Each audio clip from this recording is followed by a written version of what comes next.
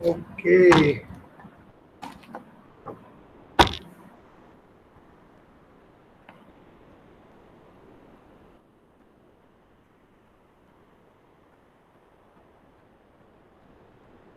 Very pure.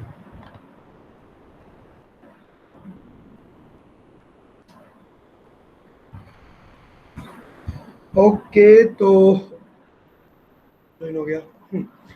तो आज जो हमारा टॉपिक है, सबसे पहले there are three topics that we are going to cover today. Okay, first is eddy current, second is generator, जिसमें हम एसी जनरेटर भी करेंगे और डीसी जनरेटर भी करेंगे, ठीक है, लेकिन टॉपिक लिखा हुआ है AC generator.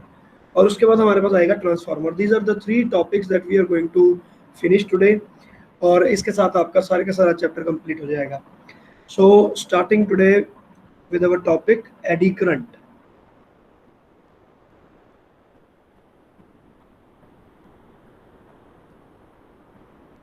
Eddy current. Okay, so what is eddy current now? अब होता क्या है, देखो, अब आपने अभी तक क्या कर लिया, आपने अभी तक ये पढ़ लिया कि अगर मेरे पास कोई एक वायर है।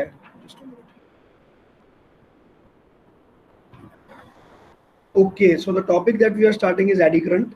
और एडी करंट में अब हम क्या करने वाले हैं, देखते हैं। देखो, अभी तक आपने ये पढ़ा कि अगर मेरे पास कोई मैग्नेटिक फ्लक्स है और अगर वो चेंज हो रहा है, तो they it will start imposing a force on the charges inside the conductor and a current will start flowing through it. हमने पढ़ा कि अगर मेरे पास एक रॉड है, अगर इसको मैं मूव करता हूँ एक मैग्नेटिक फील्ड से, ठीक है, और इस डायरेक्शन में अगर मैं इसको मूव करते लेके चलता हूँ और मैग्नेटिक फील्ड डाउनवर्ड्स है, तो इसमें चार्जिंग हो जाएगी, वो पॉजिटिव हो जाएगा और एक एंड आपका नेगेटिव हो जाएगा। तो we can say that the EMF has been generated here.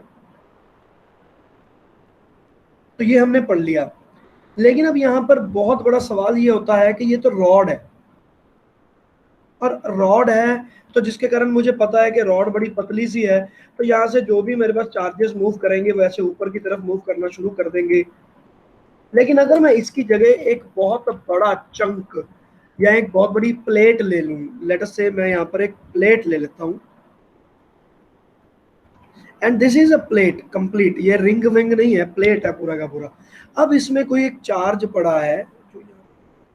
Now I have started moving this plate with the velocity v with a magnetic field into the board. So what will happen?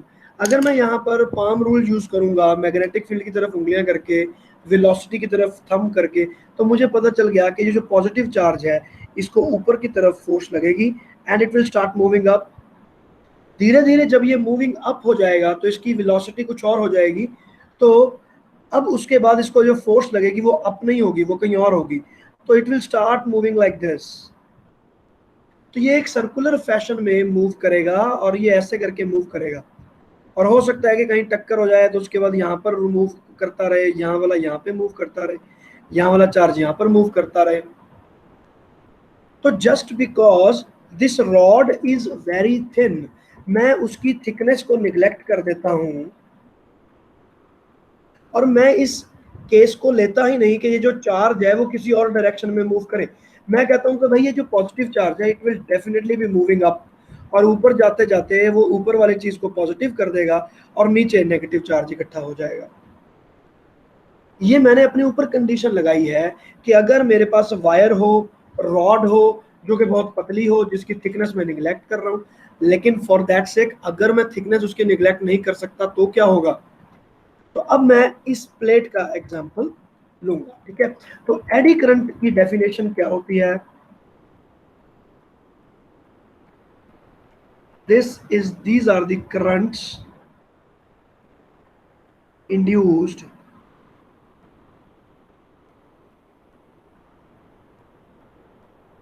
in solid metallic masses. Just a minute.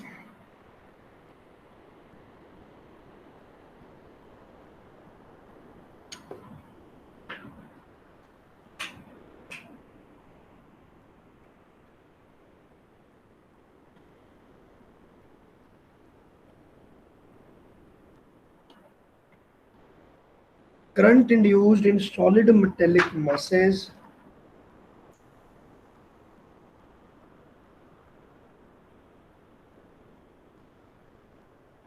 when the flux associated changes। तो कोई भी एक मेरे पास metallic मास है, ठीक है, मैंने रखा हुआ, और उसके साथ में जो फ्लक्स एसोसिएटेड था, अगर वो फ्लक्स वेरी होगा तो चार्जेस को फोर्स लगेगी और करंट आएगा। दी ओनली प्रॉब्लम इज कि करंट की कोई भी डायरेक्शन हम फाइनलाइज नहीं कर पाएंगे और करंट बिल्कुल एक हैफिजार्ड मोशन में करंट होगा, ठीक है। The current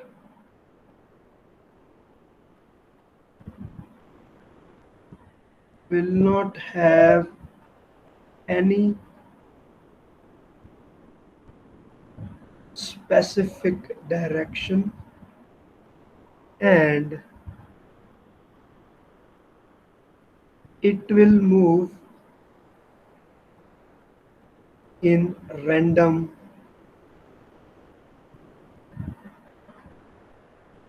directions। तो रैंडम डायरेक्शंस में आपका जो करंट है it will start moving. So this current is called eddy current,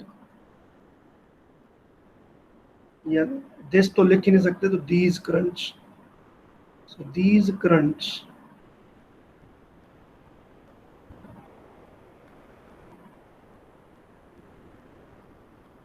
are called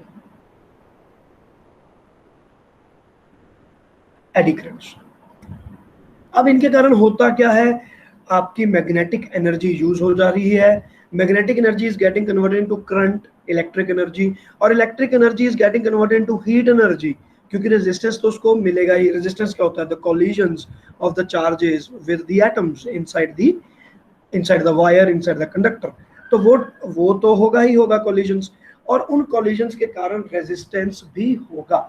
तो पावर लॉस का हमारे पास फार्मूला होता है I²R, तो पावर लॉस होने लगेगा। तो आपका ये जो भी कोई आपके पास मटेरियल है, जो भी कोई चंक है जिसके अंदर से मैग्नेटिक फील्ड वेरी हो रहा था, उसमें आपके पास प्रॉब्लम क्रिएट होने लगेगी और वहां पर हीटअप होने लगेगा और आपकी जो मशीनरी है वो अननेसेसरली हीटअप होती रहेगी। So these are the problems associated with the eddy current. So with this I think that now we are clear about what is eddy current, ठीक है। इसमें मैं एक एग्जांपल आपको और देता हूं इसको थोड़ा सा इलेबोरेट करने के लिए। So let us first draw the magnets.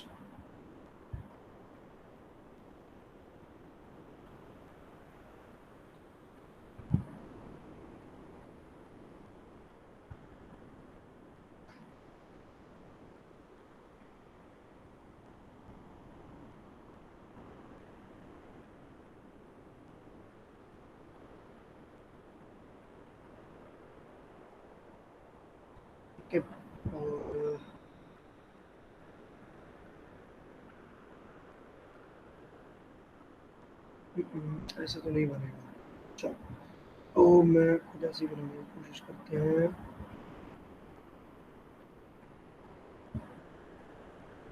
तो जैसे आप ये देखो कि लेट अस से this is the magnet, okay, और यहीं पर मैंने एक शीट रख दी है and this is that sheet.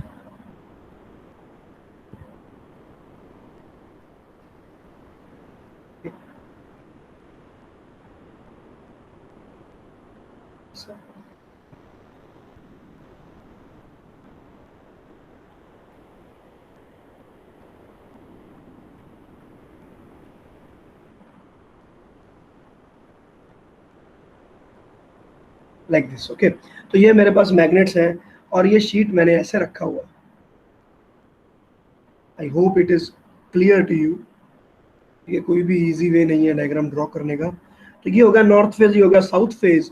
So there is a magnetic field that exists from north to south. तो ये मैग्नेटिक फील्ड की लाइंस हैं।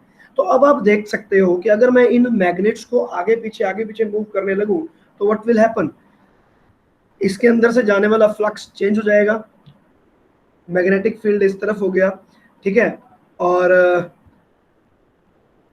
इलेक्ट्रॉन जो इसके अंदर जो मूव कर रहे हैं, let us have any direction, वो किसी भी डायरेक्शन में मूव कर रहा हो, तो यहाँ से आप देख सकते हो कि जो भी यहाँ पर पॉजिटिव चार्ज पड़ा है, so this positive charge will start facing a problem, इसको फोर्स लगने लगेगा और ये इस तरह से मूव करने लगेगा।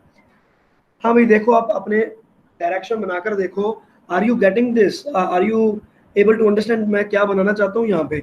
इसको समझने की कोशिश करो, क्या ऐसा हो रहा है? चलो थोड़ा सा इजी कर देते हैं, इसको साउथ मान लो और इसको नॉर्थ मान लो, तो नॉर्थ से साउथ, तो मैग्नेटिक फील्ड अब इनटू द बोर्ड हो गया। तो अब आप देखो कि magnetic field into the board है, और मैं थंब की डायरेक्शन को किसी भी तरफ ले जाऊं तो मेरी फोर्स तो किसी और ही तरफ लग रही है, तो ये वाले प्लेन में इसको फोर्स लगेगा ही लगेगा, और ये सारे के सारे चार्जेस यहाँ पर ऐसे करके अपनी ही तरफ से ऐसे सर्कुलर मोशन में जाने लगेंगे। वाई अवेलेबल, वो जगह अवेलेबल है और उनको उस तरफ की फोर्स लग रही है, तो इनको यहाँ पे फोर्स लगेगी और एडी करंट्स पिक्चर में आ जाएंगे। लेकिन अगर मैं इसी कॉइल को, इस कॉइल को ही, अगर इस जो प्लेट को अगर मैं दूसरी डायरेक्शन में लगा दूं, कौन सी डायरेक्शन में? अगर मैं इसको इस डायरेक्शन में अप्लाई करता,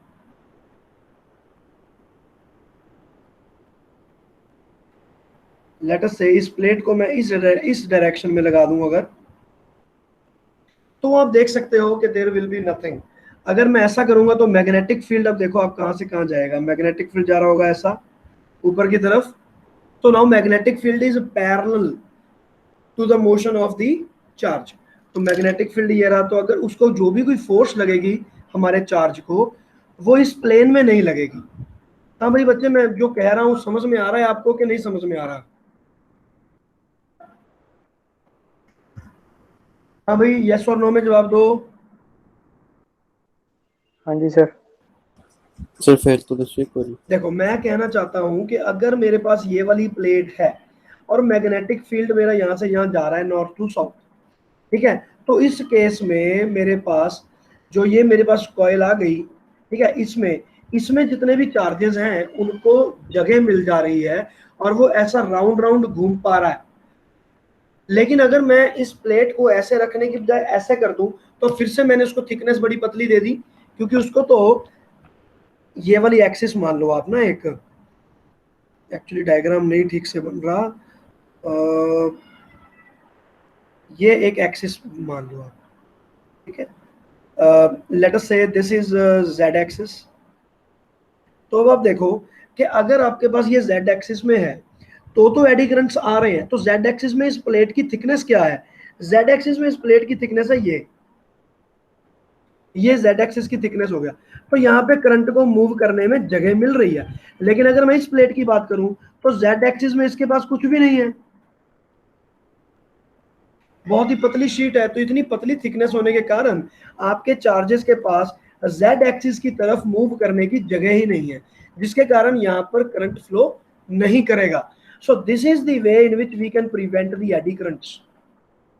ठीक है, तो मैं वो चीज बताना चाहता हूँ कि अगर मेरे पास इस तरह की शीट मेरे पास पड़ी है तो यहाँ पर एडी करंट होंगे। देखो जो हमारे पास चार्जेस होते हैं, हमने करंट एंड इलेक्ट्रिसिटी में पढ़ा था कि they are initially moving in random directions, तो वो रैंडम डायरेक्शन में ऑलरेडी मूव कर रहे हैं और उनकी कोई ना कोई ड्रिफ्ट वेलोसिटी है ही है, चाहे आपने कोई ईएमएफ वहां पर लगाया है चाहे नहीं लगाया, लेकिन रैंडमली मूविंग इलेक्ट्रॉन्स तो है ही, तो इलेक्ट्रॉन्स के पास ऑलरेडी वेलोसिटी तो है ही। तो मैग्नेटिक फील्ड हमने अप्लाई किया और उसको भी हमने वेरी किया, तो जब मैं ऐसा करूंगा तो मेरा पाम रूल मुझे बताता है कि इलेक्ट्रॉन किसी भी डायरेक्शन में मूव करे उसको किसी ना किसी डायरेक्शन में मूव करने वाली फोर्स तो लगेगी, जिसके कारण ये जो चार्जेस हैं वो एक्स जेड या वाई जेड प्लेन में मूव करेंगे ही करेंगे। इसको वाई एक्सिस बना देता हूं ऊपर वाले को,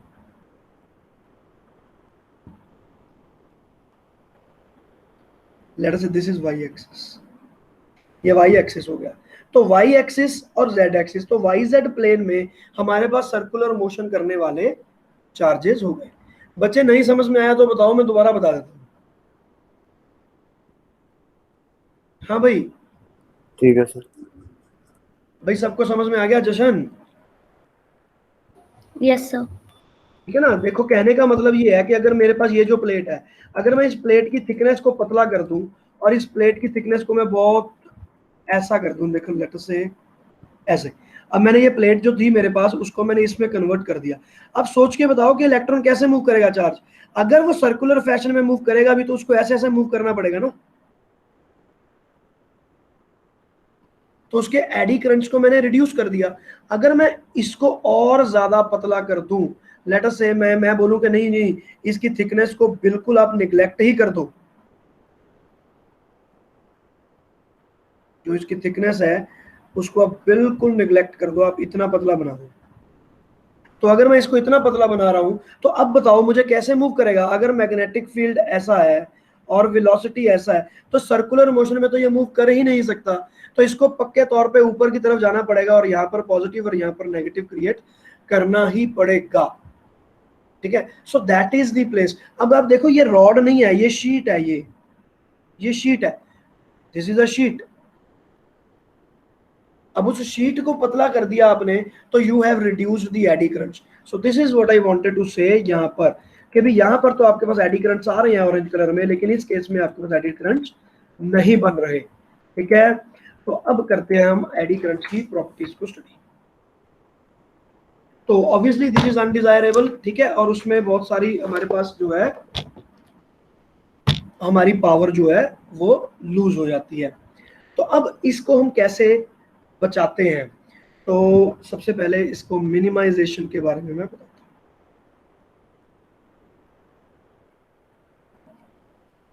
तो minimization we have already discussed. तो अब क्या होगा कि जो मेरे पास जो ये चंक है, अगर ये वाला जो चंक है मेरे पास, इसको मैं इस तरह की पतली पतली वायर्स में काटने की कोशिश करूं, तो can I prevent the eddy current? अब देखो, मान लो मैं ये जो सेंटर वाला पार्ट है उसको मैं ऐसा ड्रॉ करता हूँ।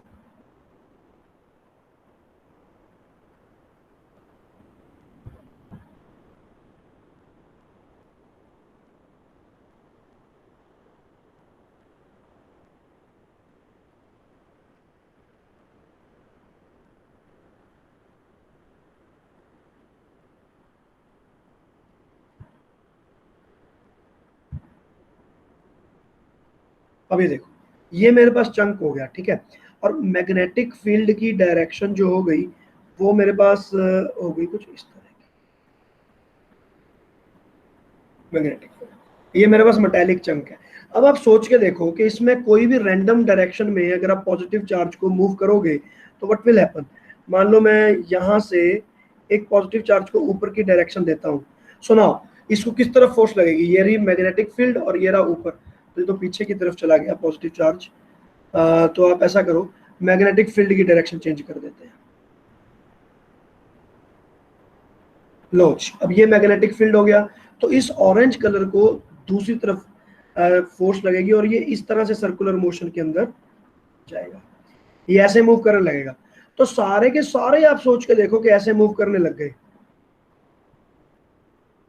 जितना आपके पास पॉजिटिव चार्ज है वो सारा ऐसे मूव करने लग गया।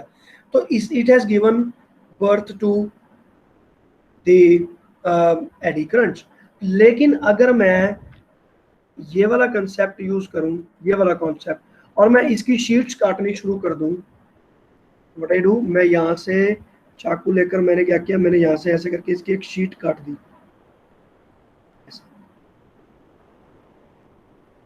ठीक है, मैंने इसको कट कर दिया, कट करके मेरे पास पतली सी शीट बन गई। ठीक है ना, अब ये इतनी पतली शीट बन गई कि इसमें अब करंट जा नहीं सकता। अगर मैं ऑरेंज कलर को देखता हूं तो ग्रीन कलर में अब ये ऐसे ऐसे करके मूव करेगा करंट, तो अब यहाँ पर फिर ये प्रॉब्लम हो गई। तो मैंने अपने एडी करंट को इस तरह से मूव करने की बजाय इस तरह का शीट दिया। ऐसी पतली पतली बहुत सारी पतली शीट्स को जोड़ के मैंने एक बड़ा चंक क्रिएट किया। हाँ भाई बच्चे, समझ में आ गया? हाँ जी। तो मिनिमाइजेशन का यहाँ पर क्या तरीका हो गया कि फर्स्ट ऑफ ऑल मिनिमाइज करने के लिए यहाँ पर यूजिंग शीट्स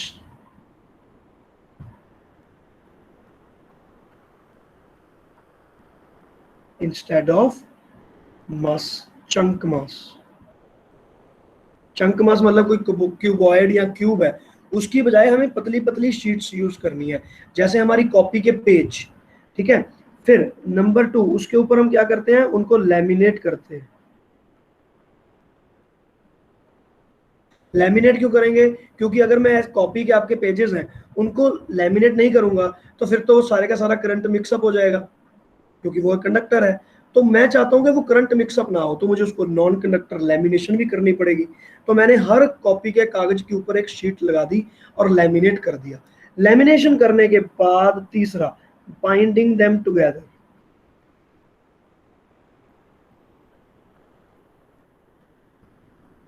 अब हमने उन सारी शीट्स को इकट्ठा किया और उसके बाद उनको बांध दिया। तो जैसे कि ये वाली शीट है, अब सोच के देखो इस सारी बहुत सारी ऐसी शीट्स को मैं लेकर आऊं और मैं उनको इकट्ठे बांध दूं तो उसकी इस तरह की विड्थ भी होगी और वो इस तरह का बॉडी बन जाएगा, लेकिन उसमें एडी करंट का प्रॉब्लम मिनिमाइज हो जाएगा, क्योंकि यहाँ पर करंट आ ही नहीं पाएगा, क्योंकि जिस जिस डायरेक्शन में एडी करंट को फ्लो करना है उस थिकनेस को मैंने रिड्यूस ही कर दिया। बच्चों समझ में आ गया? हाँ भाई, आगे चल दूं? हाँ जी सर। ठीक है, देखो इसमें मैं बहुत ज्यादा अच्छे से ये मैं नहीं करवा पाया हूँ क्योंकि डायग्राम्स मैं नहीं बना पा रहा हूँ इतने, ठीक है ना। तो अब यहाँ पर मेरे पास आ जाता है एप्लीकेशंस।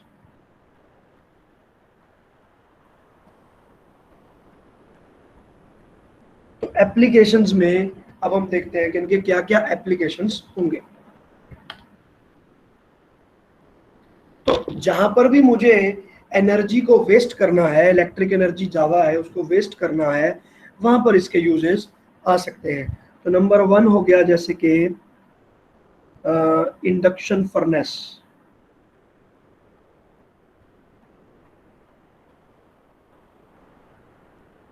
हमारे पास इंडक्शन कुकर होते हैं घर पे, जिसमें हमें कोई भी आग लगाने की जरूरत नहीं पड़ती। हम उसको प्लग ऑन करते हैं और उसके ऊपर आप एक बर्तन रखोगे तो बर्तन अपने आप हीट अप होने लगता है। तो बेसिकली होता क्या है, उसके नीचे जो है एक कॉयल होती है, उसमें से करंट पास होगा, मैग्नेटिक फील्ड आएगा।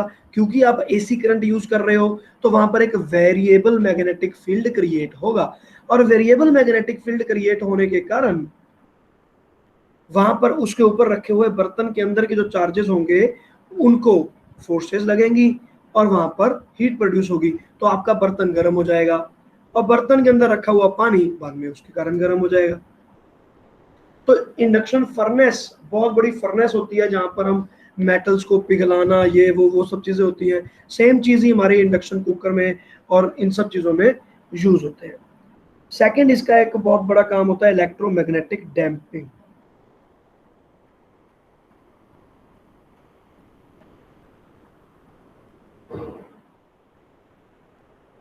इलेक्ट्रोमैग्नेटिक डैम्पिंग, अब ये होता है जैसे कि हमारे पास कुछ कुछ गैल्वेनोमीटर है या कुछ है, उनमें इलेक्ट्रोमैग्नेटिक डैम्पिंग की हमें जरूरत होती है कि जो भी आपके पास जो एनर्जी आ रही है वो चला जाए।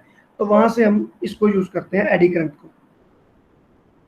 ठीक है, कॉयल को रेस्ट पर लेके आने के लिए यूज होएगा। तो इलेक्ट्रिक, हमारे पास कॉयल होती है ना गैल्वेनोमीटर में, तो आप यहाँ पर लिख सकते हो टू stop the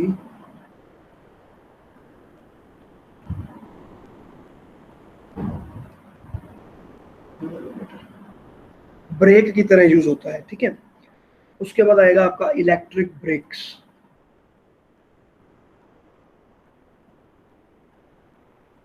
जो इलेक्ट्रिक ब्रेक्स इलेक्ट्रिक व्हीकल्स में और इन सब में यूज होता है। इलेक्ट्रिक व्हीकल में होते हैं रोटेटिंग ड्रम्स, ये वो, उन सब जगह पर इलेक्ट्रिक ब्रेक्स यूज होती हैं।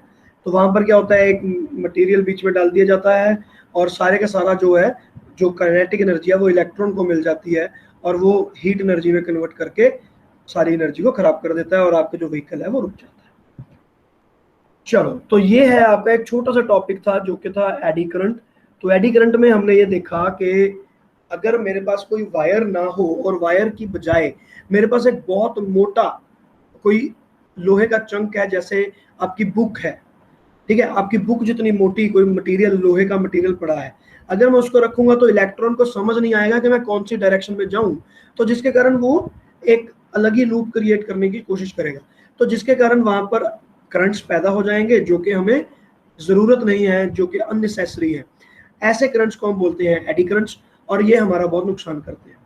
तो इनसे बचने के लिए हम क्या करेंगे, हमारे उस बहुत मोटी सी चीज को हम पतली पतली शीट्स में काटेंगे, जैसे कि आपकी बुक के पेपर्स हैं, और ये वाला कंसेप्ट यूज करते हुए उसके जो एडी करंट्स हैं उनको रिड्यूस करेंगे, ताकि हमारे पास इस तरह से कोई कुछ को कंडक्टर ना मिले, इस तरह से कोई घूमने की जगह ना मिले, लेकिन ऐसा चीज मिल जाए। तो ये प्लेन जो है हमारे पास, हमने इसका प्लेन चेंज कर दिया। तो यहाँ पर आप लिख सकते हैं that this is in the plane of x y, और इसका जो प्लेन है यहाँ पर वो प्लेन है आपके पास y z प्लेन। तो देखो, अगर आपके पास y z प्लेन में कोई शीट पड़ी है तो एडी करंट्स अपने आप आ जाएंगे। अगर वही शीट को मैं टेढ़ा कर दूंगा और एक्स वाई प्लेन 90 डिग्री पर मूव कर दूंगा तो एडी करंट मिनिमाइज हो जाएगा और वो जीरो हो जाएगा। तो हमने ये कंसेप्ट को यूज किया, इसी को हम आगे ट्रांसफॉर्मर में यूज करेंगे। तो at that time I would be telling you the same thing. चलो जी, तो ये हो गया आपके पास एडी करंट, और एडी करंट के कुछ थ्योरी से रिलेटेड क्वेश्चंस आते हैं। What is eddy current, where, what are its uses, how can we minimize them and all that. तो वो अब आप देख सकते हैं। सो नेक्स्ट हमारे पास टॉपिक है generator.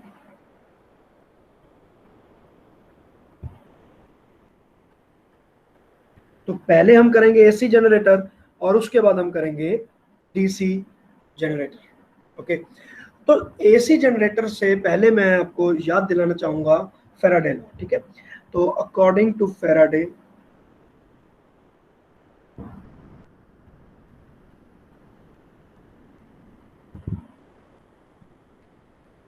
Five B, okay, E is equal to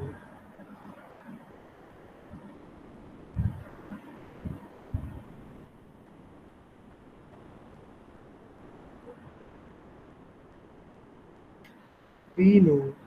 अब 5b का हमें आंसर पता है कि वो होता है बी ए कॉस थीटा। ठीक है, तो अब हमें अगर ईएमएफ जनरेट करना है तो देयर आर थ्री मेथड्स, मैंने आपको बताए थे। What are they? The first method is कि आप बी को वेरी करो, सेकंड मेथड इज कि आप एरिया को वेरी करो, मोशनल ईएमएफ, और उसके बाद हमारे पास एक थर्ड मेथड है कि हम इससे के थीटा को वेरी करें। तो यहाँ पर मैं लिखता हूँ theta is the angle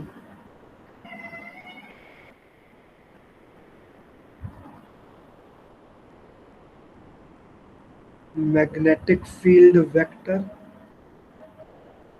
and area vector। तो थीटा मेरे पास ये दो चीजें आ जाती हैं। तो मैं अब थीटा को इसमें वेरी करने वाला एक सिस्टम क्रिएट करूंगा। ठीक है, तो मैंने क्या किया, मैंने दो ली मैग्नेट्स। छोटा सा पहले एक डायग्राम बनाऊंगा, उसके बाद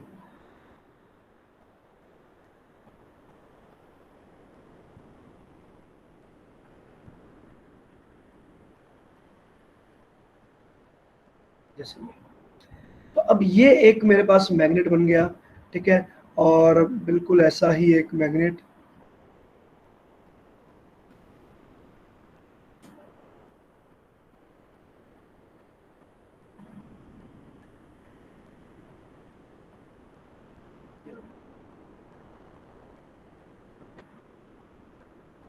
अब ये हो गया मेरे पास मैग्नेट। ठीक है,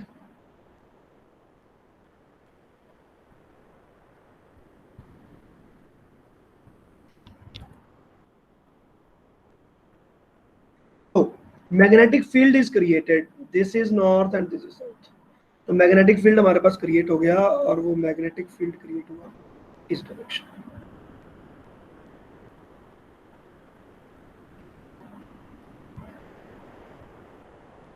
ठीक है, तो अब मैंने क्या किया, अब यहाँ पर मैं एक कॉइल रखने वाला हूँ, एंड लेट अस से वो कॉइल मेरा बनता है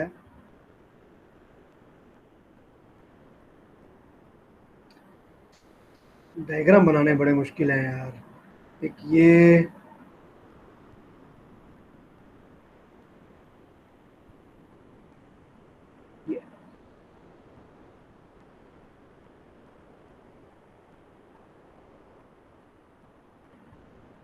लाइक दिस। तो अब ये मैंने यहाँ पर कॉइल रख दी, अब आप देख सकते हो कि इस कॉइल का एक एरिया वेक्टर हो गया और एक हो गया मेरे पास मैग्नेटिक फील्ड का। तो इन दोनों के अंदर जो एंगल है वो मेरे पास जो एंगल है, this angle is a variable. ठीक है, तो अगर अब मैं इसको वेरी कैसे करूंगा, अपनी कॉइल को मूव करना पड़ेगा मुझे। तो मैं यहां पर इसके इस एक्सिस के अबाउट, इस एक्सिस के अबाउट मैं इसको रोटेट करूंगा और मेरे पास यहां पर थीटा वेरी हो जाता है। तो मान लिया जाए कि omega is the constant angular velocity that I have given to this by some manner. ठीक है ना। अब जैसे कि मैंने इसके पीछे एक बहुत बड़ा पंखा लगा दिया, उसके ऊपर मैंने पानी को फेंक दिया, ये वो, तो इन some how, in some case, इन सम वे मैंने इसको रोटेशन दे दी।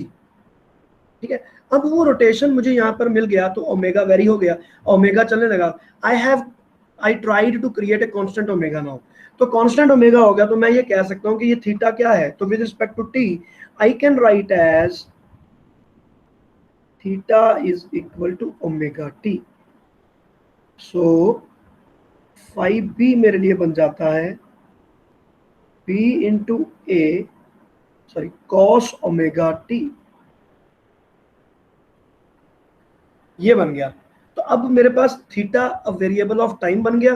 तो अब मैं इसको डिफरेंशिएट करके ईएमएफ राइट करूंगा। तो back EMF will be given by,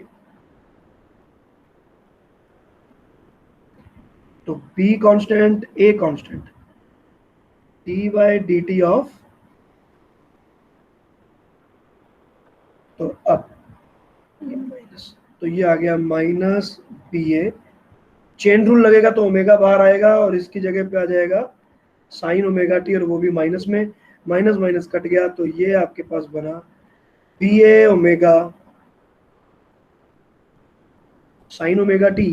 तो यहां से मैं कह सकता हूं कि एक ईएमएफ जनरेट हो गई है। एन लिख दिया मैंने क्योंकि नंबर ऑफ टर्न्स भी हो सकती हैं वहां पर, sine omega T.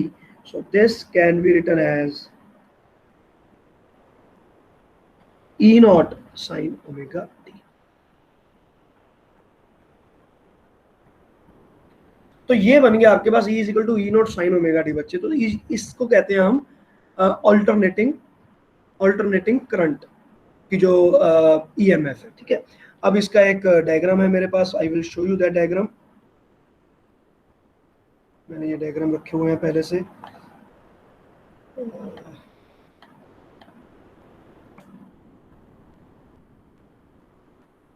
Okay, so now let us use this diagram to elaborate the thing।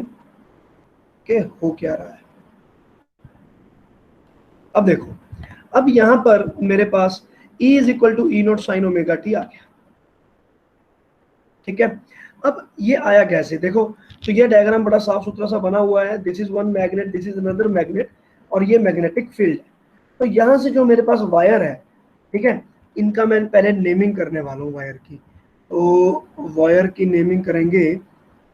Late us call this side as A and this B and then this C and then this is D. तो ये A B C D मैंने बना दिया। तो अब A B C D में आप देखो कि मैग्नेटिक फील्ड की डायरेक्शन भी इन्होंने रेड कलर में दिखाई है और इसकी मोशन ऊपर की तरफ दिखाई है। तो मुझे पता है कि मैग्नेटिक फील्ड ये रहा और ये रहा, तो करंट की डायरेक्शन वही होगी जो ग्रीन कलर में शो होगी। ये हमारे पाम रूल बता रहे हैं। ठीक है, तो इसमें एक, इनको बोलते हैं split rings. So these are called split rings. Okay, और ये जो स्प्लिट रिंग हो गया, ये पूरे का पूरा कंप्लीट रिंग होता है, डिवाइडेड नहीं होता। ठीक है, और इसमें ये डायरेक्शन ऐसा है। ठीक है, तो अब देखो आप कि ये वाली जो मोशन है ये इसके अंदर से जाएगी। ठीक है, अब होगा क्या, जब आपने इसको रोटेट किया तो आपका A B part is going up. जब ए बी पार्ट ऊपर जा रहा है तो आप उसमें डायरेक्शन फाइंड कर सकते हो कि मैग्नेटिक फील्ड की डायरेक्शन ये और ऊपर, तो my current will be flowing from A to B. तो इस सिचुएशन में current is flowing from A to B. ठीक है, तो current is flowing from A to B. लेकिन जब ये बिल्कुल वर्टिकल हो जाएगा, जब ये वर्टिकल आ जाएगा, तो at that time what will happen, जब ये दूसरी तरफ चला जाएगा तो ए बी क्रॉस कर गया। जब ए बी क्रॉस करके जाएगा तो at that time A B is moving downwards. तो मैग्नेटिक फील्ड ये रहा, ए बी डाउनवर्ड्स। तो करंट की डायरेक्शन हो जाएगी B2A। हाँ भाई बच्चों, समझ में आया? और half cycle current flows from A to B, and for other half cycle current flows from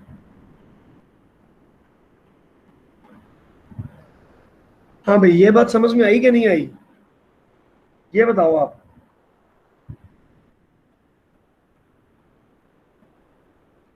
हाँ भाई, यस और नो में जवाब दो। हाँ जी सर। समझ आ गया?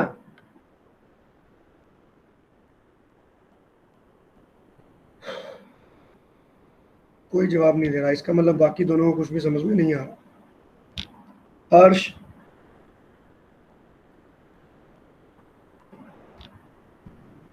हाँ भाई, बाकी सुन रहे हैं कि नहीं सुन रहे? जशन, हाँ जी सर। समझ आ रहे हैं? Yes sir. चलो, तो अब क्या हो गया भाई कि हाफ साइकिल के लिए करंट पॉजिटिव डायरेक्शन में हो गया और हाफ साइकिल के लिए नेगेटिव डायरेक्शन में हो गया। तो अब आप ये देख सकते हो कि मैं अगर A to B की बात करूं, हेलो, तो अगर मैं A to B की बात करूं तो for half cycle the current is flowing from A to B और for another B to A। तो अब क्या होगा, मैंने यहाँ पर स्लिप रिंग्स यूज की हुई हैं, ये वाली स्प्लिट रिंग्स। तो ये 100% ये पूरे का पूरा सर्कल है, ठीक है ना, ये हाफ नहीं है, ये पूरी कंप्लीट है। तो आप देख सकते हो कि जो ये वाली वायर है, AB वायर जो है, it is connected only with this ring, और CD wire is connected with this ring, ठीक है। और ये इसी रिंग से कनेक्टेड है, चाहे वो जितना मर्जी ट्रेवल कर ले, ठीक है। तो इसका मतलब ये हो गया कि CD ब्रांच में जो करंट होगा वो इसी ब्रांच में जाएगा। तो हमें यहाँ पर AC आउटपुट मिलेगा।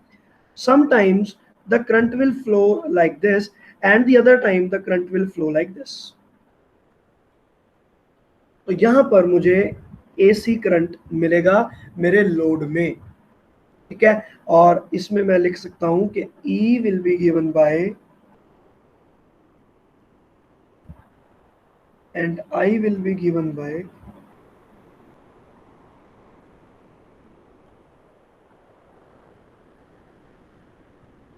ठीक है ना। वैसे भी चलो ये सारी डिटेल्स तो आपको 9th-10th में आपके टीचर ने करवाई होगी, तो इसलिए डिटेल में ना ही जाए तो ठीक है।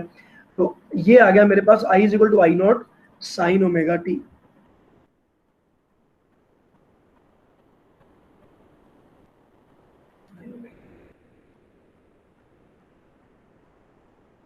ठीक है, तो ये है आपकी AC करंट की स्टार्टिंग। तो अभी मैं आपको DC करंट का जो जनरेटर है वो भी मैं आपको समझाता हूं कि वो क्या चीज है and what is the difference between the two. ये तो हो गया आपके पास AC, और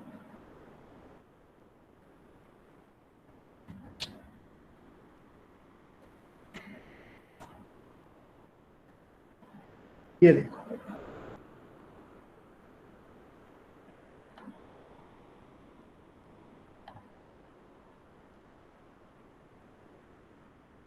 अब ये देखो, अब ये है आपके पास DC जनरेटर और वो है आपके पास AC जनरेटर। तो what is the difference between these two? बिल्कुल सेम है, सिर्फ और सिर्फ स्प्लिट रिंग के यूज से आपने दोनों जनरेटर्स को क्रिएट किया है। पहला जनरेटर आपका AC जनरेटर है because you are using 100% of split ring, और आपके पास ये दो रिंग्स हैं। लेकिन अगर मैं यहां पर बात करता हूं, कम्यूटेटर जहां पर लिखा है, you can see that there is only one ring and it is divided into two separate parts. तो अब DC वाले में it is very easy to imagine. आप देख सकते हो कि जब ये रोटेट करेगा तो रेड कलर की वायर हाफ साइकिल के लिए तो यहाँ पर होगी और अदर हाफ के लिए यहाँ पर चली जाएगी, तो जिसके कारण आपको करंट की जो डायरेक्शन है वो हमेशा एक ही तरफ की डायरेक्शन मिलेगी। इसको सोच के देखना घर पे बैठ के, अगर नहीं समझ में आएगा तो मैं बताऊंगा, ठीक है। तो वेन रेड वाली लाइन जो है वो दूसरी तरफ चला जाएगा और ब्लू वाला दूसरी तरफ जाएगा, तो उनकी करंट की डायरेक्शन चेंज हो जाएंगी, जैसा कि मैंने आपको बताया है। लेकिन मैंने बुश की रिंग्स को इस तरह से क्रिएट किया कि मेरे सर्किट में कभी भी डायरेक्शन चेंज नहीं हो रही है, ठीक है। तो the direction will always be this. तो यहां पर ग्राफ कैसा बन रहा है, देखो ऐसा बन रहा है। तो मैंने आपको जैसे पहले भी बताया था कि डायरेक्ट करंट वो होता है जिसकी डायरेक्शन चेंज ना हो। तो इस केस में इसका मैग्नीट्यूड तो वेरी कर रहा है, but the direction is not changing, direction is the same for the current. So this is called the direct current. तो ये जो आपके पास है इसको मैं बोल सकता हूं DC generator.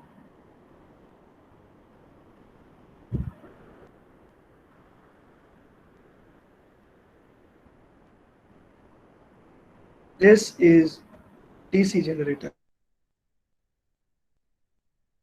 Okay, or this is AC generator.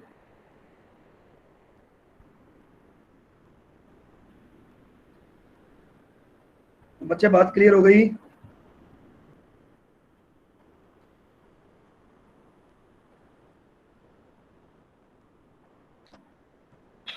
कोई बोल दिया करो यार, तुम लोगों को कितनी बार मैंने बोला है कि जब मैं पूछूं तो यस और नो में जवाब जरूर दे देना। Yes sir. अकेला बोले जा रहा हूं मैं, ऐसे गुस्सा आने लगता है भाई, फ्रस्ट्रेशन होने लगती है ऐसे, पता है। जब बोलूं कि भी समझ में आ गया तो बोलो कि समझ में आ गया, नहीं आया समझ में तो बोलो नहीं आया समझ में।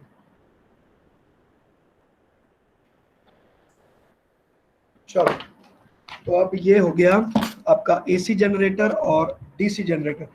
तो इसमें एक और डायग्राम बना होता है, वो आप अपनी बुक में चेक कर लेना कि इसका ग्राफ, ठीक है ना। तो एसी जनरेटर का जो ग्राफ होता है वो भी चलो मैं ड्रॉ कर देता हूँ यहाँ पे कि कैसा होगा।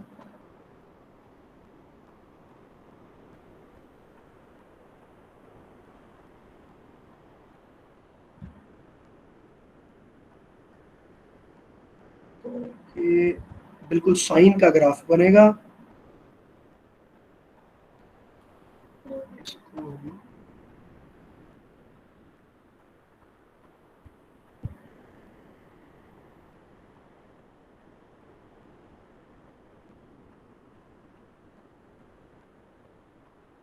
दो मिनट बना रहा हूँ, don't jump to the conclusions कि ये क्या बना दिया सर ने, ठीक है। तो ये मैं साइन का ग्राफ बना रहा हूँ।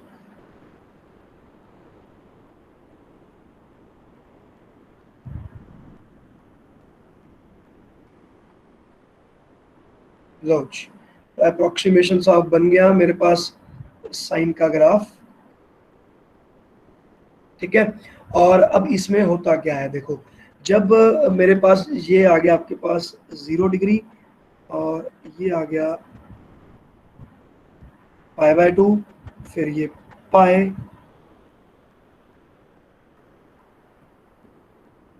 दिस इज 2 पाई। तो अब ये ऐसा कैसे बनेगा, ये ग्राफ है आपका एसी जनरेटर का। तो अब ये ऐसा क्यों बनेगा, तो सबसे पहले वाले केस में मेरे पास 0 डिग्री एंगल मुझे देना होगा। तो 0 डिग्री एंगल कब आएगा, जब मेरे पास जो मेरी कॉयल है वो है ऐसी, 0 डिग्री है तो मेरे पास कॉयल होगा ऐसा, ऐसे, ठीक है, वर्टिकल। और मैग्नेटिक फील्ड कैसा है, this is the magnetic field and this is the direction of the coil. तो आपके कॉयल का जो एरिया वेक्टर है वो एरिया वेक्टर भी इसी तरफ पॉइंट आउट कर रहा है, hence the angle is 0 degree. और जब मैं π/2 की बात करूंगा तो मेरे पास जो कॉयल है वो लेट जाएगी and at this moment the coil will be like, यहाँ पे ड्रॉ कर देते हैं,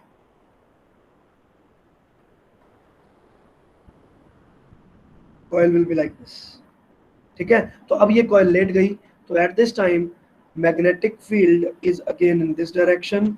लेकिन अब मेरे पास जो एरिया वेक्टर है वो कहाँ हो गया, ऊपर हो गया। सो यहाँ पर एंगल आ गया आपके पास 90 डिग्री। तो यू कैन सी कि जब आपकी कॉयल इस वाली डायरेक्शन में पहुंच जाएगी, ऐसे होगा, और मैग्नेटिक फील्ड 100% इसमें से पास होगा, तो at that time EMF generated will be 0। और जब ये होगा तो EMF generated will be maximum. तो ये वाले पॉइंट पर आपका मैक्स ई है। E naught, and E will be given by E naught sin omega t. So is it clear now? अब देखो ये हो गया DC और ये हो गया आपके पास AC। मैंने ये दोनों डायग्राम आपको इसलिए शो किए हैं ताकि आपको पता चल जाए कि DC जनरेटर और AC जनरेटर में बिल्कुल भी कोई फर्क नहीं है। Only the difference is split rings. यहाँ पर जो स्प्लिट रिंग है, यहाँ पर 2 स्प्लिट रिंग यूज होती हैं, लेकिन यहाँ पर there are 2 half semi split rings, okay, और यहाँ पर 2 यूज होंगी 100% कंप्लीटली डिफरेंट। तो जिसके कारण ये AC आउटपुट देगा और ये DC आउटपुट देगा। These are 2 different generators, but आपके सिलेबस में है AC जनरेटर, तो आप AC जनरेटर पर ध्यान देना। तो अब हमें ये भी पता चल गया कि E naught is equal to BNA omega sine omega T. बच्चे अब आपको इस सवाल का जवाब बड़े प्यार से मिल गया होगा। बड़ी बार मेरे से बच्चे सवाल पूछते हैं जब हम ऑल्टरनेटिंग करंट करते हैं कि I is equal to I naught sine omega T, तो स्टूडेंट्स पूछते हैं कि sir why we have chosen such a random equation like sin omega t, why are you using sin omega t? Instead of that you can use anything. Instead of that you could have used log, you could have used tan, आप कोई और function भी तो use कर सकते थे, लेकिन ऐसा बिल्कुल भी नहीं है। और बड़ी बार हमें इस बात पर भी अचंभा होता है कि हमने SHM में इसको क्रिएट करने के बाद SHM मोशन के साथ हम इसको रिलेट करते हैं साइन ओमेगा टी को, तो हमारे पास बने बनाए फार्मूले हमें मिलते हैं। तो हमें लगता है कि शायद हमने यहाँ पर कोई चालाकी की है या हमने हमारी मर्जी से साइन ओमेगा टी वाला करंट प्रोड्यूस किया है। हमने ऐसा कुछ नहीं किया। आप देख सकते हैं ये हमारी मजबूरी है। जब मैं फेराडे लॉ को यहाँ पर लेकर आया तो कॉस ओमेगा टी पहले से ही मेरी इक्वेशन में था। जब मैंने उसे डिफरेंशिएट किया तो मेरे पास अपने आप ही साइन ओमेगा टी बन गया। तो इसमें मैंने कुछ नहीं किया। तो अगर आप इस तरह का एक सेटअप बनाओगे, क्योंकि हमारे पास करंट है नहीं है, करंट को क्रिएट करने के लिए हमने इस जनरेटर की यूज किया, तो हमारे पास AC जनरेटर ही तो बनेगा। There is no other option, we can't create anything else. तो साइन ओमेगा टी तो आएगा ही। तो I is equal to I naught sine omega T is your alternating current. So I think with this things should be clear. ठीक है, तो चलो अब हम चलते हैं आगे। तो with this we have completed our AC generator. तो अब AC जनरेटर का भी पूरे की पूरी DPP कंप्लीट कर दोगे सिर्फ और सिर्फ इस फार्मूले की मदद से। और आपके पास जो क्वेश्चंस आएंगे वो ज़्यादातर इस ग्राफ से आएंगे कि कहाँ पर कितना एंगल होगा और कहाँ पर आपके पास मैक्सिमम वैल्यू होगी और कहाँ पर मिनिमम वैल्यू, उस चीज़ को आप ध्यान से देख लेना। So now moving on to the next topic which is transformers.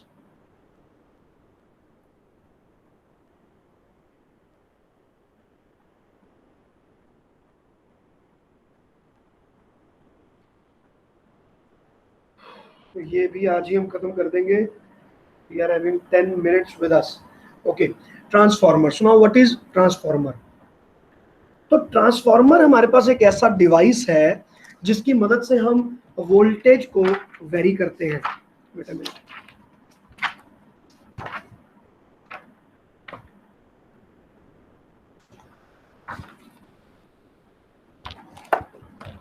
ठीक है, तो मैं इसकी पहले डेफिनेशन लिखूंगा, ठीक है ना। तो transformer is an electrical device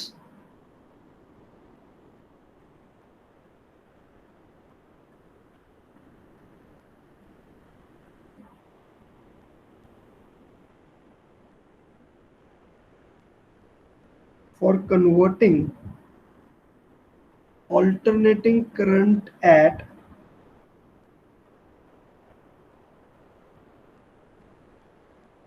low voltage into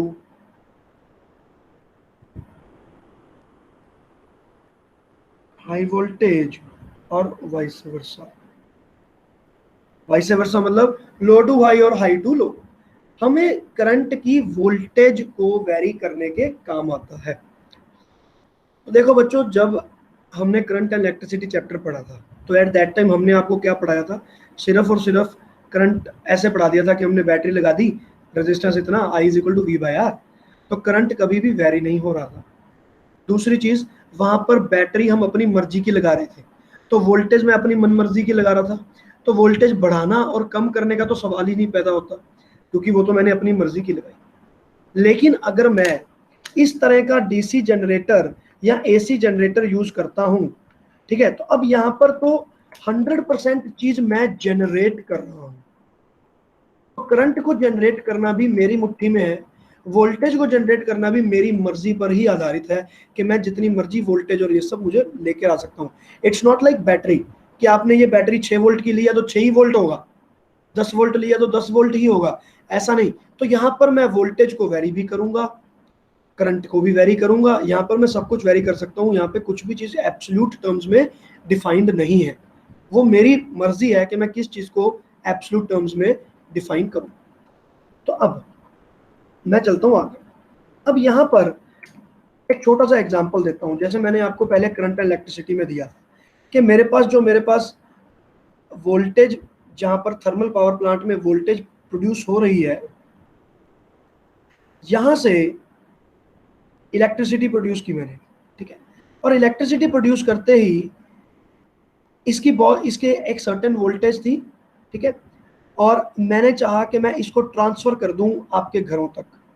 तो लेट अस से ये टावर लगे हुए हैं मेरे पास, तो मैं यहां से इसको ट्रांसफर कर रहा हूं।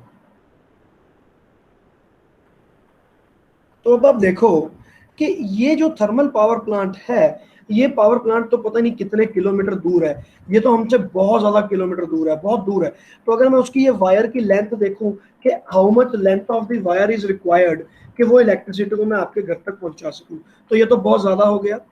तो बहुत ज्यादा होने के कारण इसका रेजिस्टेंस बहुत हाई होगा। इतना हाई रेजिस्टेंस होने के कारण तो भाई यहाँ पर पावर लॉसेज ही हमारे इतने ज्यादा हो जाएंगे कि जिसको मैं कह सकता हूँ जैसे कि I²R। तो ये तो करंट जितना ज्यादा होगा और रेजिस्टेंस उतना ही ज्यादा, तो यहाँ पर तो इतने ज्यादा लॉसेज हैं कि आपके घर तक तो बिजली पहुंचेगी नहीं, पहुंचने से पहले ही खत्म हो जाएगी। तो इसको कैसे किया जाता है, ये मैंने आपको पहले भी स्टोरी सारी की सारी सुनाई थी, आज दोबारा बता रहा हूँ। अब इस केस में हम क्या करेंगे, वी वांट कि हमारे पास पावर ट्रांसफर तो हो जाए लेकिन करंट की वैल्यू लो हो, करंट कम से कम हो। तो उसको हम क्या करेंगे, पावर का एक और फॉर्मूला लगेगा क्योंकि पावर ट्रांसफर के लिए यूज होता है, ये पावर ट्रांसफर के लिए यूज होता है, और I²R पावर लॉसेस के लिए फॉर्मूला यूज होता है। ये मैंने करंट इलेक्ट्रिसिटी में डिटेल में डिस्कस किया। अब यहां से मैं VI मेरी पावर कांस्टेंट है, अगर मैं वोल्टेज को इंक्रीज कर दूं तो करंट को रिड्यूस किया जा सकता है, और अगर करंट को इंक्रीज कर दूंगा तो वोल्टेज रिड्यूस हो जाएगी। तो मैंने क्या किया, मुझे यहां पर करंट को मिनिमाइज करना है।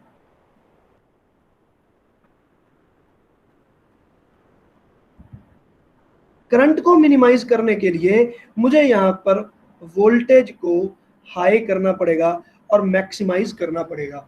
अगर वोल्टेज मैक्सिमम हो जाती है, मतलब अगर मैं आपको कहूं कि आपके घर के पास में जो ट्रांसफार्मर है, उस ट्रांसफार्मर में 1 लाख वोल्ट की इलेक्ट्रिसिटी आ रही है, आपके घर में आती है 220 वोल्ट की, अगर आपके ट्रांसफार्मर में 1 लाख वोल्ट की इलेक्ट्रिसिटी ट्रांसफर हो रही है, तो अब आप पूछोगे कि 1 लाख क्यों है। तो 1 लाख इसलिए है कि मैंने वोल्टेज को इतना ज्यादा कर दिया कि करंट को रिड्यूस किया।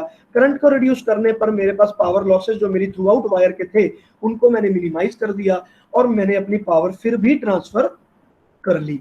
तो अब मेरे पास यहां पर आ गया एक transformer.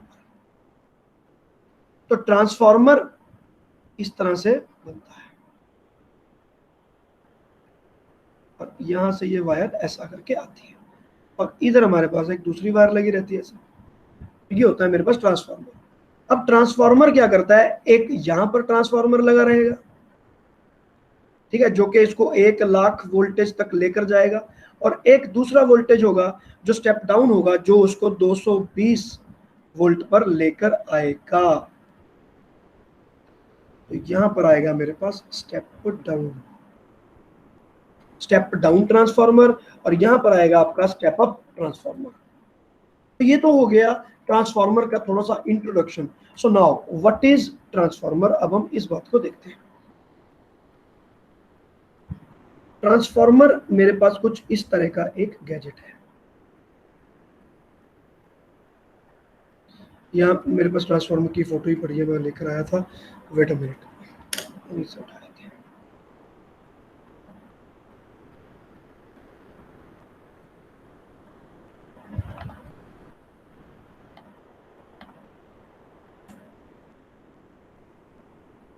Okay, so this is the transformer.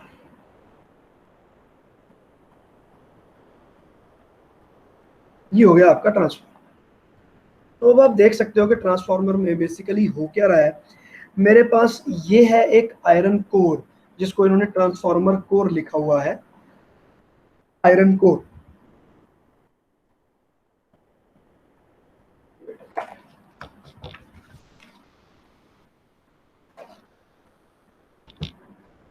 ठीक है, तो अब देखो ये मेरे पास हो गया आयरन कोर, और this coil is called primary coil and this coil is called the secondary coil. मैंने यहाँ पर वायर लपेटा हुआ है और मैंने यहाँ पर भी वायर लपेट दिया सेकेंडरी कॉइल का।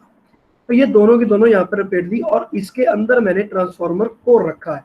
तो ट्रांसफार्मर कोर को आप देख सकते हो कि मैंने इनको एडी करंट को रिड्यूस करने के लिए क्या किया है, शीट्स में डिवाइड करके पतली पतली शीट्स को लैमिनेट करके उनको जोड़ के इतना बड़ा चंक मैंने क्रिएट किया है। तो यहाँ पर एडी करंट्स का प्रॉब्लम सबसे पहले आता है। तो यू कैन से कि मैंने यहाँ पर एडी करंट को रिड्यूस करने के लिए लैमिनेटेड कोर, तो यू कैन से यहाँ पर आ गया मेरे पास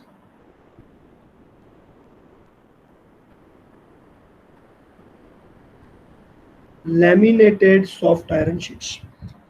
उनको मैंने इकट्ठे करके एक चंक बनाया और उसके बाद मैंने यहाँ पर ये कर दिया। अब क्या होगा, अब मेरी प्राइमरी कॉइल में मैंने करंट पास किया।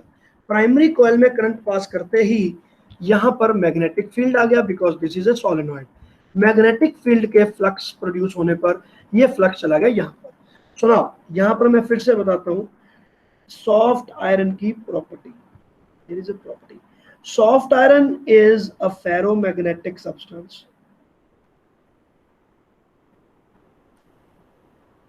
और इनकी एक प्रॉपर्टी होती है, they do not permit leakage of magnetic flux. Magnetic flux को ये लीक नहीं होने देते, मतलब यहां पर जितना फ्लक्स ओरिजिनेट हुआ वो इसमें से फ्लक्स घूमते हुए जाएगा, तो फ्लक्स कभी भी बाहर नहीं जा सकता, लीक नहीं हो सकता। तो इस तरह से मैं ये कह सकता हूं कि इसका जो मैग्नेटिक फील्ड है वो सारे का सारा इसके अंदर चला जाएगा, सारा फ्लक्स इसके अंदर चला गया। तो both of the flux has to be same. ये दोनों फ्लक्स हमारे पास बिल्कुल सेम होंगे, φ1 और φ2 की वैल्यू सेम आएगी। एरिया सेम है, मैग्नेटिक फील्ड सेम है, तो ये सेम ही आएगा, लेकिन नंबर ऑफ टर्न्स सेम नहीं है।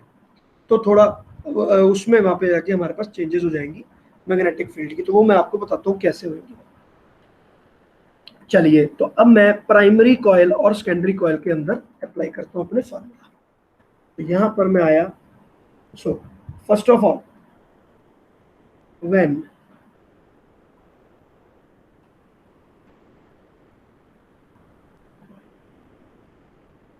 current is passed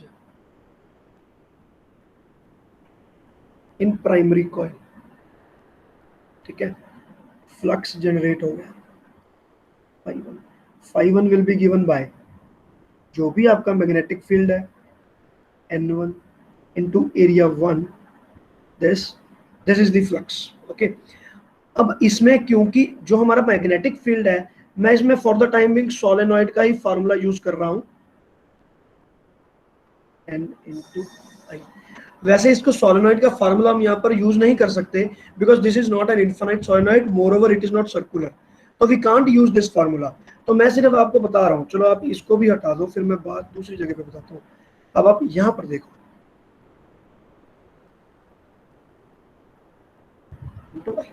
तो यहाँ पर जब मैं dB/dt लिखूंगा तो आई कैन से कि एक कांस्टेंट वैल्यू होगी और यहाँ पर di/dt आ जाएगा मेरे पास। That is what is important for us. तो अब मैं जब यहाँ पर E1 देखूंगा तो वो मेरे पास आ रहा है and that will come out to be N1A1, और B1 को मैंने K लिख दिया और यहाँ पर लिख देता हूँ di1/dt, जो उसका करंट की वेरिएशन हो रही है, दैट इज E1। ठीक है बच्चों, तो अब देखो, अब ये बैक ईएमएफ है। अच्छा, यहाँ पर मैं ये लिखता हूँ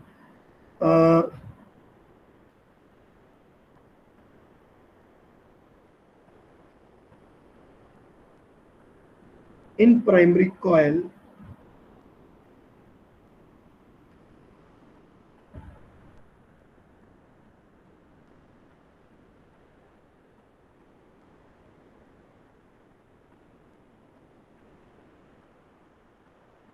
back EMF will be produced. So back EMF E1 is given by N1A1K by dt. यहां तक मैंने लिख दिया, ठीक है ना। अब इसके आगे चलते हैं। अब हम चलेंगे सेकेंडरी कॉइल के अंदर, और सेकेंडरी कॉइल में म्यूचुअल इंडक्शन हो जाएगा।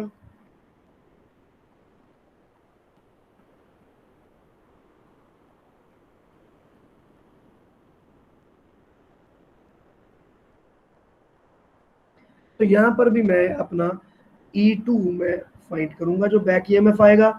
सो this back EMF should come out to be I2 divided by dt and this should be N2 into A2। Area मैंने पहले निकाल लिया, और dB by dt आपका बिल्कुल सेम ही आएगा, जो पहले आया था वही अभी होगा by dt। तो ये आपका टर्म जो आ गया, क्योंकि कोई लीकेज नहीं हो पाई, इट इज ऑलमोस्ट सेम, कोई लीकेज नहीं हुई, तो ये बिल्कुल सेम रहेगा। तो आई कैन, जब मैं कंपेयर करूंगा तो इनको कट कर सकता हूँ। तो ये मेरे पास आ गया E2, जो कि मेरे पास EMF बैक EMF प्रोड्यूस हुआ।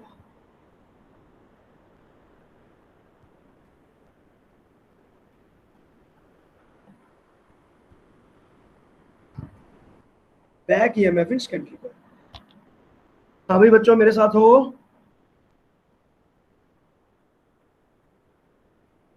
अब इसके बाद हाँ जी सर। गुड। अब इसके बाद देखो, अब अगर मैं प्राइमरी कॉइल की बात करता हूं, ठीक है ना, इफ, ये बहुत इंपॉर्टेंट स्टेप है बच्चे, इसको ध्यान रखना। If the applied voltage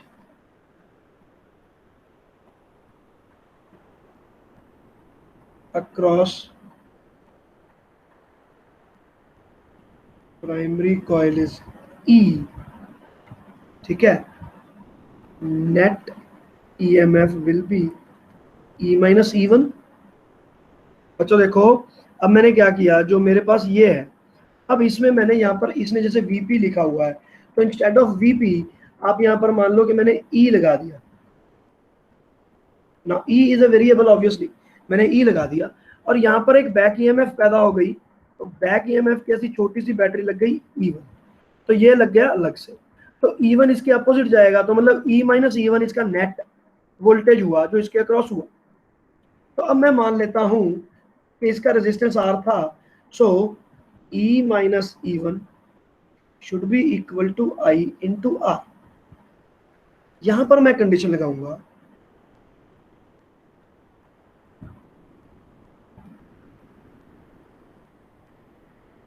taking R equal to 0। ये मैंने अजम्पशन लगाया बच्चा। अगर मैं इसके R को 0 मान लूं, तो मेरे पास E1 is equal to E1 आ गया। तो मैं ये कह सकता हूं जो मेरी अप्लाइड वोल्टेज है, चलो मैं इसको E1 मान लेता हूं, जो मेरी जो अप्लाइड वोल्टेज है वही बैक EMF के इक्वल हो गया। अगर इसके अंदर करंट 0 हो गया तो this E1 will be equal to E1। तो यहां पर ये चीज आ गई। इसके बाद अब मैं चलता हूं सेकेंडरी कॉइल में फिर से। तो similarly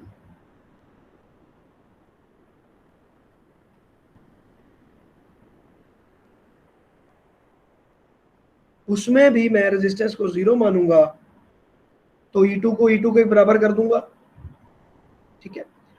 and I know that these, ये जो आपके पास दोनों, अब यहां से, अब ये हो गया मेरे पास 1, थोड़ा घबला सा हो ही जा रहा है लेकिन ध्यान से। फ्रॉम 1 एंड 2, तो अब 1 एंड 2 में देखो अब क्या है आपके पास, यहाँ पे मेरे पास जो ये के di/dt है और यहाँ पर है, ये दोनों के दोनों सेम है बिल्कुल, ठीक है ना। तो इनकी वैल्यू मैं निकाल लूंगा यहाँ से, और एरिया भी सेम आएगा, A1 और A2 दोनों के दोनों ये भी सेम है। तो E1/N1 is equal to E2/N2 आ रहा है।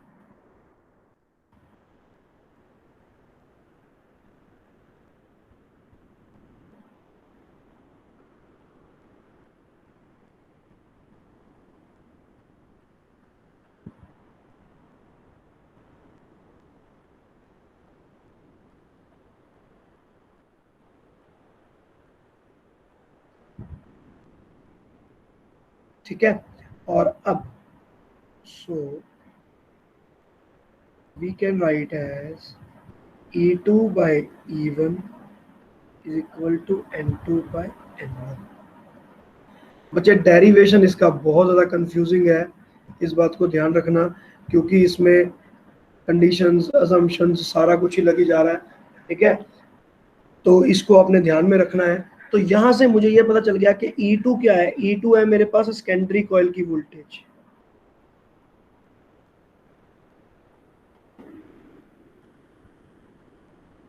और E1 है मेरे पास प्राइमरी। तो जो मैंने प्राइमरी कॉइल में लगाया और जो मैंने यहाँ पर इसमें लगाया, तो ये इनकी रेशो आ गई मेरे पास N2 by N1। ठीक है, तो ये हो गया E2 by E1 is equal to N2 by N1। तो यहां पर मेरे पास आ गया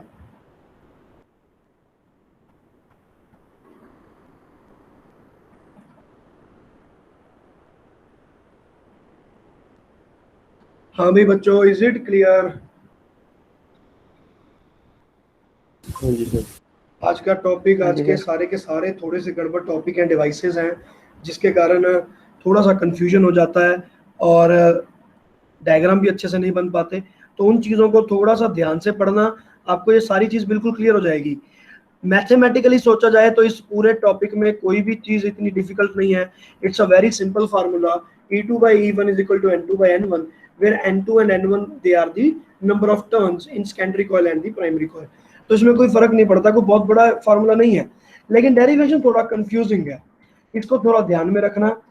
ये जो स्टेप है आपके पास, स्टेप नंबर ये वाला जो है प्राइमरी कॉइल वाला, ये स्टेप ज्यादातर बच्चे भूल जाते हैं कि E1 is equal to E1 ये कैसे आया, और E2 is equal to E2 ये कैसे आया, ये लोग भूल जाते हैं। तो इसको यहाँ पर हमें रखना आना चाहिए, तो ये आपके पास सारी चीज बन जाएगी। इज इट क्लियर बच्चे? सर AC/DC डायग्राम दिखाइए। अच्छा, ट्रांसफार्मर डन है। हाँ जी ਇਹਦੇ सर। ਵਿੱਚ एक चीज और देख लो 2 मिनट। एक आ गया आपके पास स्टेप अप ट्रांसफार्मर, वो तो हम पहले ही कर चुके हैं। मतलब E2 आपका E1 से ज्यादा होना चाहिए। इसका मतलब ये है कि if N2 is more than N1, number 2,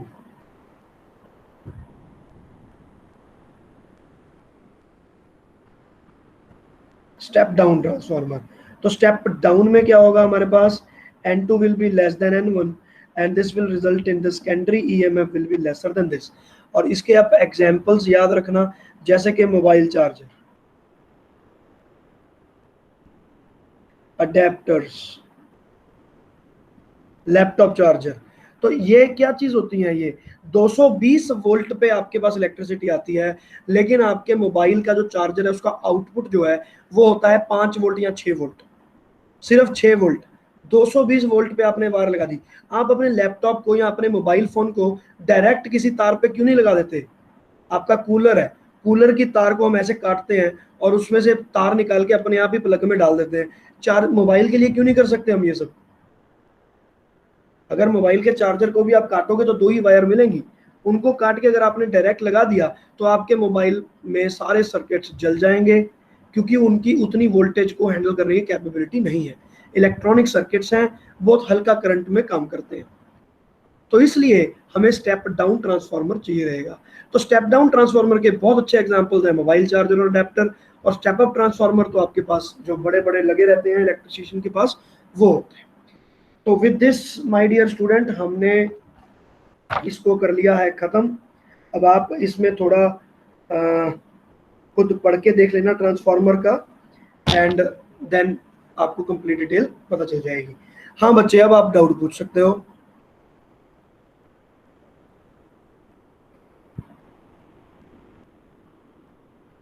हाँ भाई हर्ष। सर एक बार डायग्राम दिखाइए एक बार पूरी AC ਤੇ DC ਦੀ।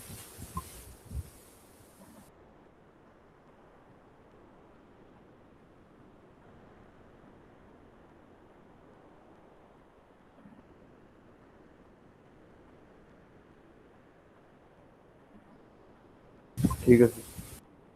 ठीक है पुत्र, ये पीडीएफ में भेज दूंगा थोड़े को, पीडीएफ आ जाऊगा, कोई चक्कर नहीं। ठीक है, ट्रांसफार्मर, इसके बाद ट्रांसफार्मर में एक दो चीज़ें बचती हैं आपकी, लेकिन वो आप बुक देख लेना। ठीक है, एनर्जी लॉसेस कितनी तरह के होते हैं, copper losses, eddy current losses, hysteresis, और ये वो, फिर यूजेस ऑफ ट्रांसफार्मर्स, तो वो आप अपनी बुक में एक बार देख लेना, आपको सारी चीज़ डिटेल में पता चल जाएगी। Advantages of transformer and disadvantages of transformer and all that, तो वो मैं अभी इसमें डिटेल में नहीं जा रहा हूँ। So from my point of view this topic is complete. DPP3 और DPP4 आप कंप्लीट कर सकते हो, और फिर संडे आ गया कल आपके पास, तो मंडे आपने DPP3 और DPP4 के सारे डाउट्स ले लेने। ठीक है बच्चे, हो गया? Yes sir. किसी को कुछ बोलना है तो बोल सकते हो।